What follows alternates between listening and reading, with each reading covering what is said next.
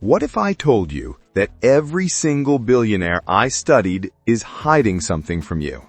And no, it's not what you think. It's not about working harder, it's not about being smarter, and it's definitely not about luck. This one thing changed everything for them. And once you understand it, you'll never look at money the same way again. For the last 6 months, I've been completely obsessed. I read every book, watched every interview, analyzed every move of 10 self-made billionaires. I'm talking about people like Jeff Bezos, Elon Musk, Warren Buffett, Mark Cuban, Sarah Blakely, and others who built their wealth from scratch. And here's what blew my mind. They all do this one thing differently than everyone else. And when I figured out what it was, I realized why 99% of people will never build real wealth. But you're about to be in that 1% because I'm going to break down exactly what this secret is and how you can start using it today. Let me ask you something. Why do most people stay broke their entire lives? And I'm not talking about people who don't work hard. I'm talking about people who grind every single day, who put in the hours, who do everything they're told to do. Wake up early, get a good education, work hard, save money, invest in your 401k, all the traditional advice. Yet they're still struggling to pay bills. They're still living paycheck to paycheck. They're still stressed about money every single day. Here's the brutal truth. The system is designed to keep you poor. And I don't mean that in some conspiracy theory way. I mean it literally. You're taught to trade your time for money. You're taught to save your pennies. You're taught to play it safe. You're taught to climb the corporate ladder. But here's what nobody tells you. That path leads to comfortable poverty at best. You might have a decent car, a nice house, maybe a vacation once a year, but you'll never be truly wealthy. You'll never have real freedom. You'll never escape the rat race. And the worst part? You think it's your fault. You think you're not smart enough, not talented enough, not lucky enough. But that's not true. The problem isn't you. The problem is that you're playing a completely different game than billionaires are playing. You're playing checkers while they're playing chess. And until you understand the rules of their game, you'll never win. So let me tell you what I discovered. I started with Jeff Bezos. Most people know he founded Amazon, but what they don't know is how he thinks about money. I found this interview from 1999, right when Amazon was taking off. The interviewer asked him if he was worried about losing money. You know what he said? He said he wasn't thinking about the money at all. He was thinking about the regret he would feel at 80 years old if he didn't try. That's a completely different mindset than most people have. Most people are afraid of losing money. Bezos was afraid of missing the opportunity. Then I studied Elon Musk. Everyone thinks he's just some genius engineer, right? Wrong. Here's what nobody talks about. After he sold PayPal for $180 million, he could have retired. He could have bought a yacht and disappeared.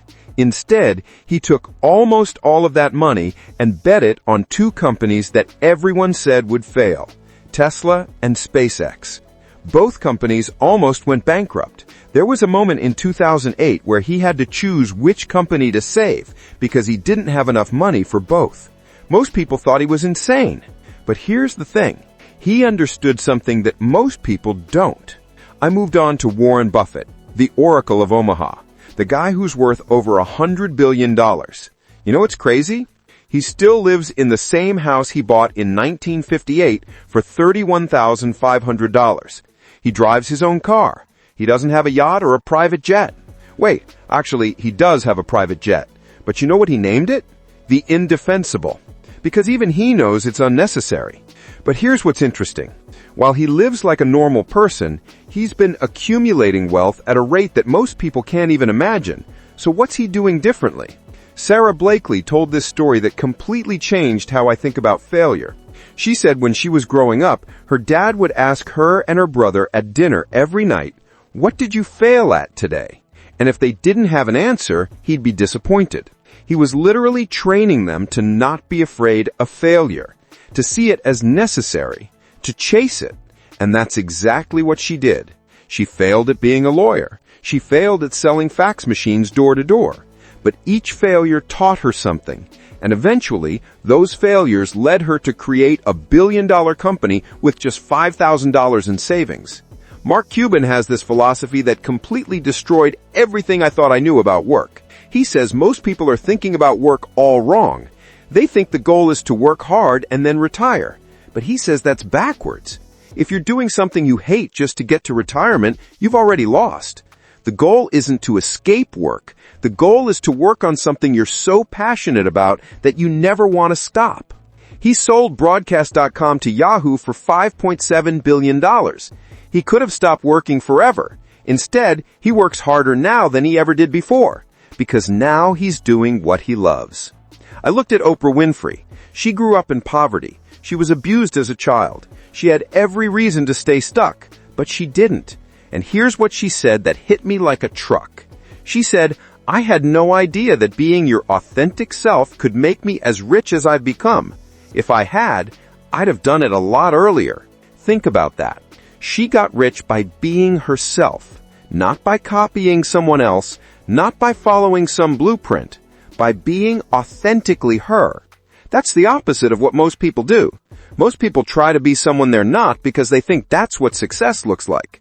Richard Branson, the guy behind Virgin Group, dropped out of high school.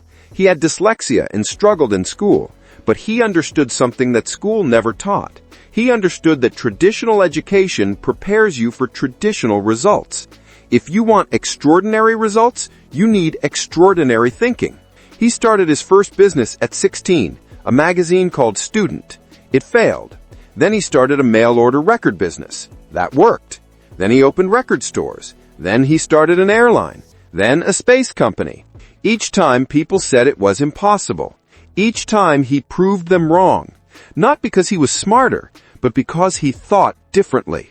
Let me tell you about Ray Dalio, the guy who founded Bridgewater Associates, one of the biggest hedge funds in the world. He's worth about $15 billion. But here's what's crazy. He says his biggest successes came from his biggest failures. In 1982, he predicted the economy would crash. He was so confident that he bet everything on it. And he was completely wrong. The economy boomed. He lost everything. He had to borrow money from his dad to pay his bills. Most people would have given up, but he did something different. He wrote down every single thing he did wrong. He created a system to avoid making those mistakes again. And that system became the foundation of his success. Then there's Jack Ma, the founder of Alibaba. This guy failed his college entrance exam twice. He applied to 30 different jobs and got rejected by them all. He even applied to be a manager at KFC when it came to China. 24 people applied, 23 got hired. He was the only one rejected. When he first learned about the internet, he was in his 30s. He created one of the first Chinese websites. It failed. He tried again, failed again. Most people would have stopped, but he kept going. And eventually, he built Alibaba into one of the biggest companies in the world. His net worth peaked at over $50 billion, all because he understood something that most people don't. I studied Michael Bloomberg, too. He got fired from his job at an investment bank when he was 39 years old. Most people would see that as a disaster, the end of their career. But he saw it as an opportunity. He took his severance package, $10 million, and used it to start a company that provided financial data to traders. That company became Bloomberg LP. He's now worth over $90 billion.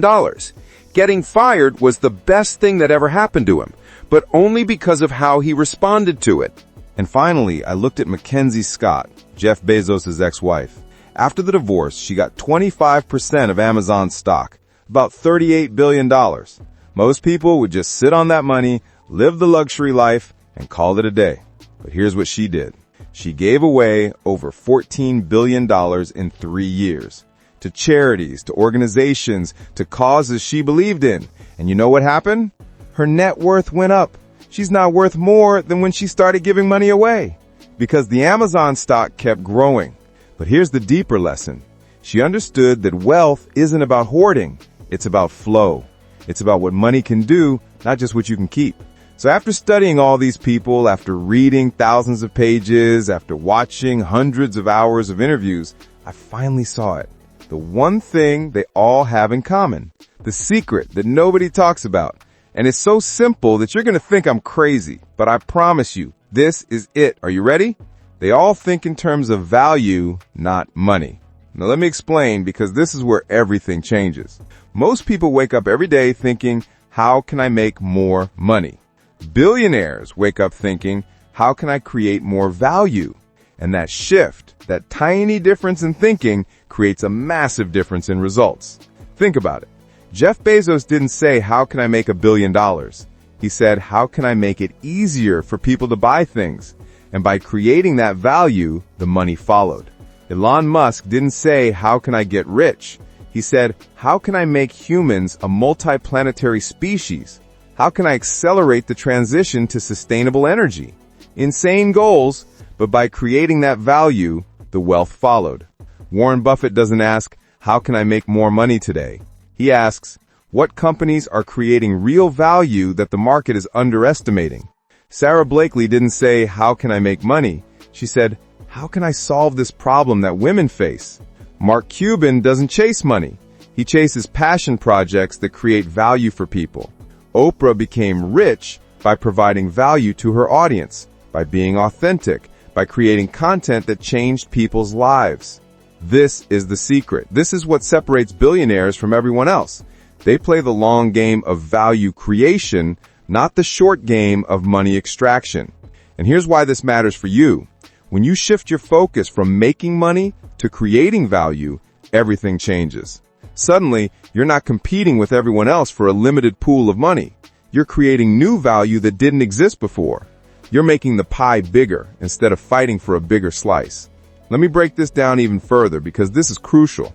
When you think about money, you think about scarcity. There's only so much money in your bank account. There's only so much money your boss can pay you.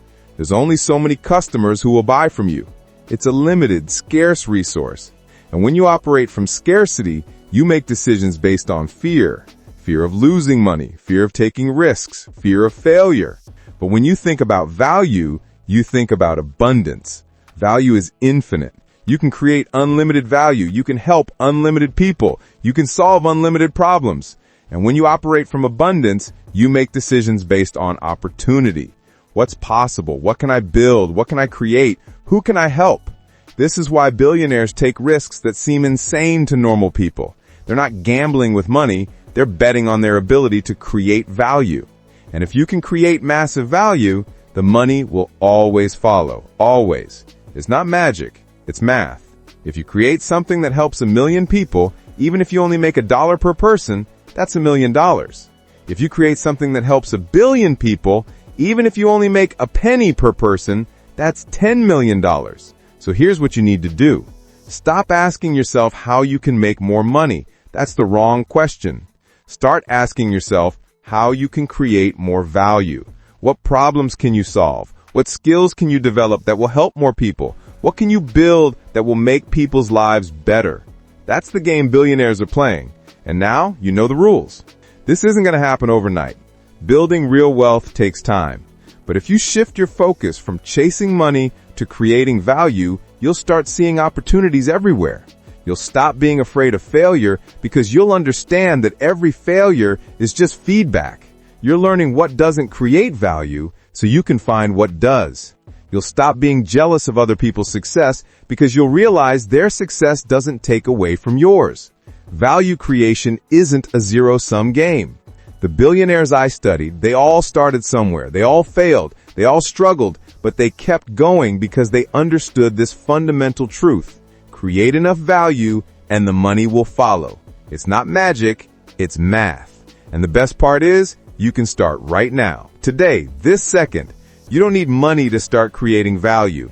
Sarah Blakely started Spanx with $5,000. Mark Cuban started with nothing. Jack Ma started with nothing. What you need is a shift in mindset. What you need is to stop thinking like everyone else and start thinking like a billionaire. Look at your life right now. Where can you create value? Maybe you're good at something that could help other people. Maybe you see a problem that nobody's solving. Maybe you have an idea that keeps nagging at you. That's your starting point. Don't worry about how you'll make money from it. Worry about how you can make it valuable. If it's truly valuable, the money will figure itself out. This is your moment. This is where everything changes. Most people will watch this video, think that's interesting, and then go back to their normal life. They'll keep trading time for money, they'll keep playing small, they'll keep wondering why they can't get ahead. But you're different. You're still here. You're paying attention. You're ready to think differently. The billionaires I studied, they're not special. They're not superhuman. They just understood this one secret before everyone else did. They understood that wealth doesn't come from chasing money. It comes from creating value. And now you understand it too.